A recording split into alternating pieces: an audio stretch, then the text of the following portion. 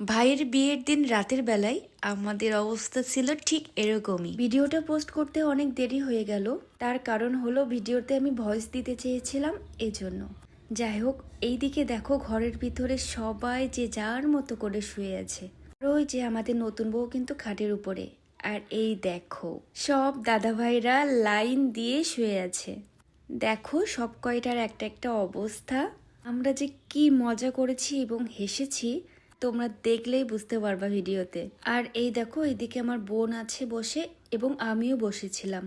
আর video দেখে সবাই আবার হাই দিচ্ছে। ওই পাশে দাদা আছে। আর এখানে তোমাদের দাদা বলছে ভিডিও করতে গেলে টাকা দেওয়া লাগবে। কি বলতে হয় বলো।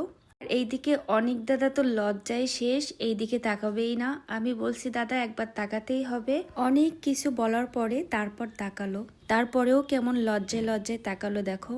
অনেক দাদার পাশে আছে অন্তর ভাই, তারপরে দেবদা, তারপরে দীপদা, আর ওই পাশে আছে ভাই অপূর্ব। আর আমার ভাই ছিল রুমের ভিতরে, জন্য আর ভিডিও করতে পারিনি। যাই হোক, সবাই আমরা বসে বসে অনেক মজা করতেছিলাম। আর আমি এ পাশে পান খাচ্ছিলাম আর গল্প করতেছিলাম সবার সাথে। সব দাদা ভাইয়েরা যে এত ভালো, এত আন্তরিক, আমাদের সাথে এমনভাবে মিশে গেছিল মনে হচ্ছিল যে আমাদের অনেক আগে থেকে পরিচয়। আর তারপর রুমের ভিতরে এসে দেখি সবাই ঘুমিয়ে পড়েছে। দরজাটা যেহেতু সামনে, আমি যে কিভাবে খাটের উপরে এসেছি সে আমিই জানি। আর এই দেখো এইদিকে আমরা খাটের উপরে 5-6 জন, ঘুম তো আর আসেই না।